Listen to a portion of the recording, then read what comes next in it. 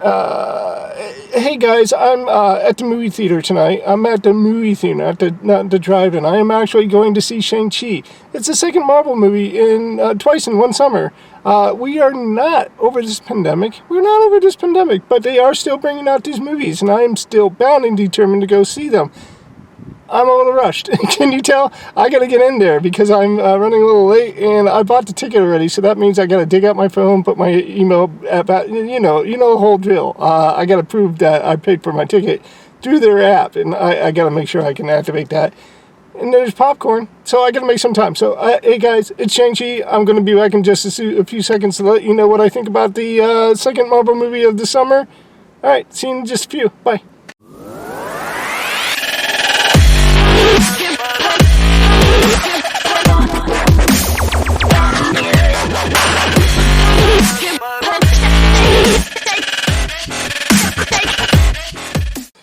Oh man. Now there's a lot of this movie. There's a lot going on in this movie.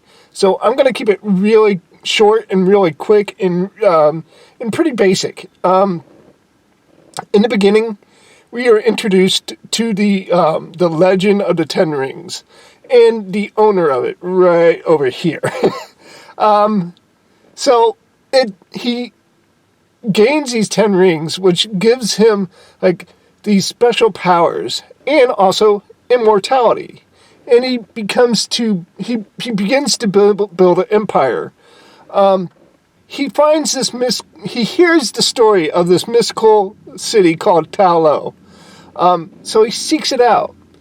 And even though the rest of his companions that are taking this trek along with him die, he eventually ends up at the doorstep of this mystical city. And he meets its defender, who turns out to be this lovely woman who he happens to fall in love with. That's the end of that chapter. Then we find out later on in like flashbacks throughout this movie that he falls in love with this woman. They have children. One of the children they call Shang-Chi. The other one is his sister. Shang-Chi is played by this guy right over here. His sister is played by this absolutely beautiful young lady right over there. They chisel out their own lives.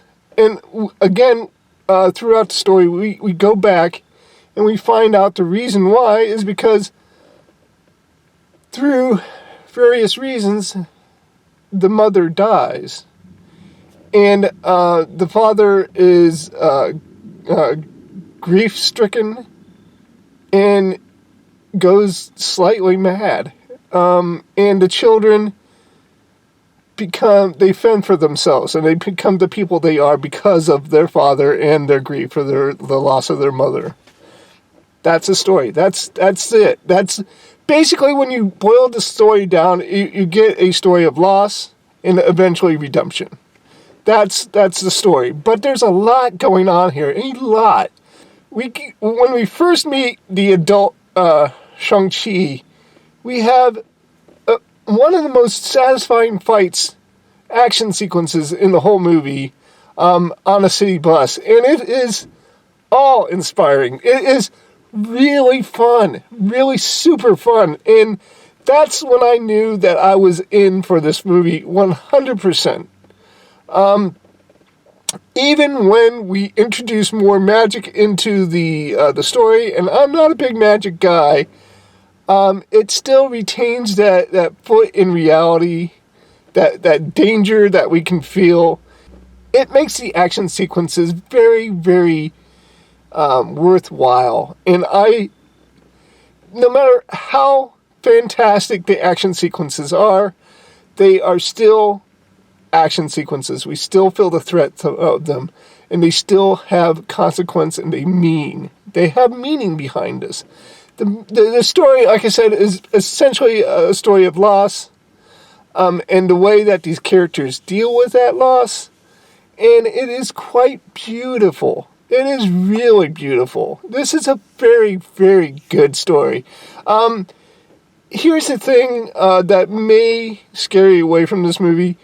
There are elements of Marvel in this movie, specifically two characters that appear in different films appear in this movie for a very brief moment.